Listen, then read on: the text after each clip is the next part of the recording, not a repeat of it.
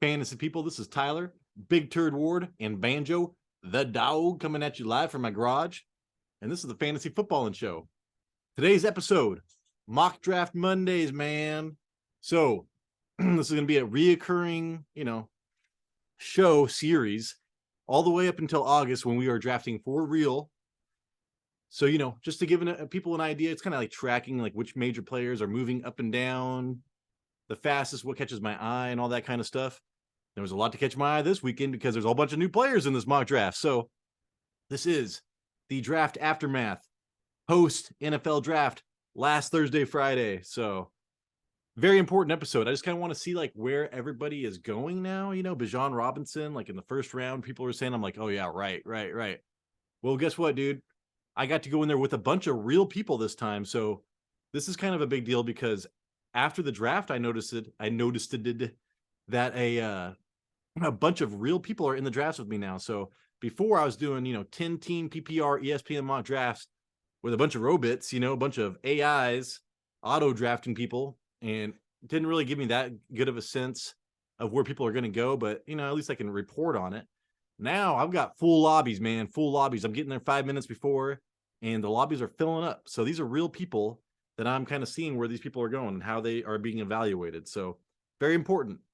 Number one, and that is not even the piece of paper that I needed. Number one, Bijan Robinson. So he went from, I think I called him being like a late second round draft pick, on our post draft show, right when I saw that. Then I did a bunch of mock drafts. Dude, ESPN has him number 6 overall right now, which is just insane. Like right, between Christian McCaffrey and Saquon Barkley. Now, you could argue, Saquon Barkley, maybe Bijan Robinson will have, because I guarantee that the Atlanta Falcons are going to run the ball more than the Giants. And I like I think his name is Blackshear. I can't remember who the backup to Saquon was, but man, he was a serviceable backup. Now, Bijan Robinson is going to have a very serviceable backup in Tyler Algier, and it's going to come to see if they're going to give most of the touches to Bijan Robinson, but Tyler Algier is going to still be there. I really liked him going into this pre-draft process, but now I've got to move things around. So ESPN has him ranked number 6 overall between McCaffrey and Saquon. I think McCaffrey is his own tier now, and McCaffrey is above Bijan and Saquon, but I can get the argument about Saquon and Chubb and all these guys being in the same tier. And, we're people, we're human beings. We like to, we play the lottery. We like the unknown. So the unknown of Bijan Robinson with the ceiling and everything, we haven't seen it before. So that's why as human beings, we're probably going to be drafting him before the likes of the other two. So I do not like how early that is. He was taken number 8 overall in almost every draft that I went on this weekend. I think that's a little too high. I still prefer Chubb over Bijan Robinson, but maybe once we get into the pre-draft process and I go really deep in all this stuff, offensive lines and everything, because the Falcons do have a better offensive line than the Giants, and they do run the ball a lot more. So maybe I should change my thinking, but we will get into that later. So right now, number one thing I noticed, Bijan Robinson ranked number 6 overall for ESPN, going, top 8. Number 2, Jahmyr Gibbs. So I was like, dude, I told you guys that DeAndre Swift is getting traded. That came to fruition. DeAndre Swift is now in Philadelphia, where he's going to be, splitting time with Rashad Penny. Hopefully they can stay healthy. And it'll be a dynamic backfield, but, that has not happened since they've been in the league. So this Jahmyr Gibbs, he was Bryce Young's best receiver. You hear about Alabama receivers? No, it's because this guy right here was catching everything. So he's going to be huge in this pass-friendly offense. It's not going to hurt his ball-touching ability, which is kind of funny to say. But ball-touching, what's it called? When you get opportunities. So he's going to get the ball in his hands regardless. And I really like Jahmyr Gibbs, top 5 offensive line and a top 5 offense last year. So I was like, dude, where's this guy going to go? Where's this guy going to go? He's going on the 2-3 turn right now between Jacobs and Dalvin Cook. So Josh Jacobs, I am definitely getting Josh Jacobs way before Jahmyr Gibbs. Dalvin Cook, if he stays with the Vikings, I could see that's almost a wash. If you watch, I'm a Vikings fan. Dalvin Cook was, one big play away from just having terrible games last year. He was just saving it with long touchdowns in the second half on their comebacks when they came back every second half. So, like, I kind of like where this is going. So 2-3 turn for Gibbs, Jahmyr Gibbs. They traded DeAndre Swift. They do have Montgomery there, David Montgomery. But Jahmyr Gibbs is the more talented player. And, they spent the draft capital on this dude. They want to give him the ball. So I could see that working out pretty well. Let me see if I can get this back in focus. I like when people can read. Oh, there we go. There we go. There we go. There we go. There we go. There we go. Sorry, guys. Anyways, so Jahmyr Gibbs, between those two, who would I like? Between Josh Jacobs, yeah. Dalvin Cook, between Dalvin Cook and Jahmyr Gibbs, I'm probably taking Jahmyr Gibbs, especially because I'm in a half-point PPR league. So got to take that. And then next up, Jaxon Smith-Njigba. So I was like, dude, where is this guy going, man? This guy's going to go somewhere with like no wide receivers and just catch like 150 balls his rookie season. Nope. Went to like the most loaded wide receiver core in the NFL now. DK Metcalf, Tyler Lockett, Njigba. They got two amazing running backs that can catch. I know that Kenneth Walker can catch the ball. I mean, all the highlights I saw of Charbonnet or whatever were running, but I'm sure he can catch too because that's the new running backs. So yeah, dude. I think he was one of my fantasy losers. If you go back and watch that, a sinker or floater, he's a sinking. He's a sinking, even though he's like the best wide receiver in this draft.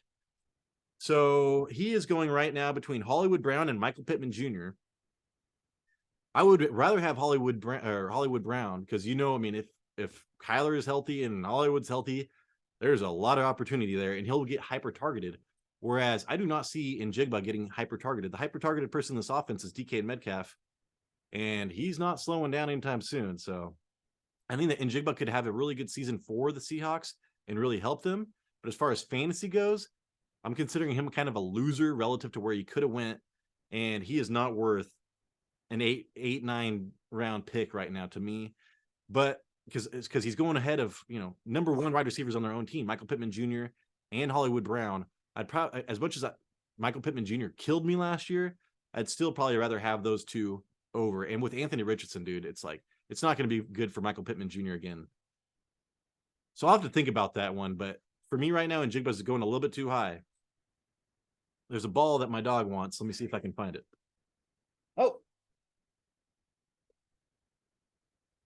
Oh yeah, man. These dogs, they love to tear up these balls and then bug the hell out of me for them. Okay, next up. Hey, dude. I think it's Jordan Addison. I can't remember his first name. Addison, though, man. He is going to be the top producing rookie wide receiver this season. People are all like, oh, man, like, I don't think he's as good as you think or whatever. It's like, dude, he doesn't need to be as good as we think. This guy took Cooper Kupp in like the second round and turned him into the best receiver in the NFL. We're talking about, the coach for the it's so funny. I should know his name, man. For the Vikings, my Vikings. And it's like, dude, he's going to be getting single coverage all game long in the slot, more than likely. I'm interested to see where they're going to play him. I hope he plays in the slot. He's a smaller wide receiver. KJ Osborne's a little bit bigger, and he's proven he can play on the outside. So if we can get Addison in the slot, man, I think he's going to catch 100 balls this year on a pass, on a pass happy offense. And Addison right now is going on the 10-11 turn. So we have Njigba 8-9. So about a round or two later, we have Addison going between Gabe Davis and OBJ. You know who I don't want on my team, my fantasy teams this year? Gabe Davis or OBJ. I'm serious about that. So, dude, everything's lining up for Addison to be a value pick this season. Target him in your fantasy drafts. Next up, we have two more here. Zach Charbonnet going on the 12-13 turn. So Kenneth Walker is still going like in the second round. So that's going to change. He's going to get pushed down. And once we see what this time split's going to be like, man, because I love Kenneth Walker. I love him. I love Kenneth Walker. Like, he has the best vision I think I've ever seen in the NFL. Like, he sets up safeties, man. Like, when he's trying to run back, when he's running behind the line still. So as far as like seeing into the future and making amazing moves, Kenneth Walker is the bee's knees. It's just the problem is they just spent a second round draft pick on this really good running back. Sorry about my dogs. and now he's got to split time with him. So Zach Charbonnet is going 12-13 turn, and he's going right between Devin Singletary, who is backing up, Dameon Pierce, and Chuba Hubbard. So I like where Zach Charbonnet is going. I would prefer Zach Charbonnet over both of those. So if you're drafting rookie running backs, you'd have an amazing room with if you drafted Bijan, Gibbs, and Zach Charbonnet. Dude, my dogs are biting each other. It could be really good for you. 12-13 turn. Lastly, Dalton Kincaid. The stick in the Cowboys fantasy eye, or that was a real life eye. So anyways, Dalton Kincaid, people are all like, oh dude, Daniel Jeremiah on that show, dude, that I like, the Rich Eisen show, was like almost convincing me back to really liking Dalton Kincaid. But hey, like I said, the the Bills have been 31st in the league since Josh Allen got there with yards to tight ends. And dude, Dawson Knox, go check out his college tape and stuff. Dawson Knox was pretty good. Like, he's not like as good as a pass catcher as Kincaid, but he's pretty close, man. And if you look at the measurables, that's all pretty close too. So I'd have to see it to believe it. If you're gonna roll, if you're waiting on a tight end that long, yeah, he's going between Higbee and Everett. Tyler Higbee was a hyper-targeted dude in that offense for Matthew Stafford. I'd rather have Tyler Higbee.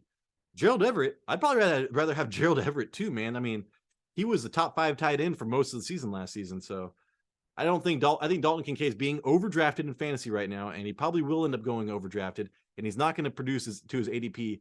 Rookie tight ends don't produce anyways, unless your Gronk is rookie and you got 10 touchdowns. It's usually year 3 for tight ends. So I think that Kincaid is a total overdraft. He is on one of my losers. Him and Njigba, I think, are the only two. Probably, yeah, and Charbonnet are on my loser list. They're amazing players, but relative to the other situations they could have been to, they are fantasy losers in the situation. So that's it. So draft aftermath. I know it's kind of blurry back there, but help me get a new camera, and please like and subscribe. Please like and subscribe to this show. We've been stuck at 130 for so long. I don't know what YouTube is doing to us. Anyways, acting. Thanks so much for watching this show. Please like and subscribe, like I said. Comment. Say who's your favorite rookie situation. Mine is Addison. Even more so than the running backs. But still, dude. Like, where you can draft Addison, I think he's going to be like a wide receiver 3 on your team, no problem. And that's overperforming for him in that position. So let's talk about this in a week or two. I'm going to keep on going. I'm doing mock drafts all the time. I'll tell you what stands out. Remember, like, subscribe, and I will catch you on the flip side.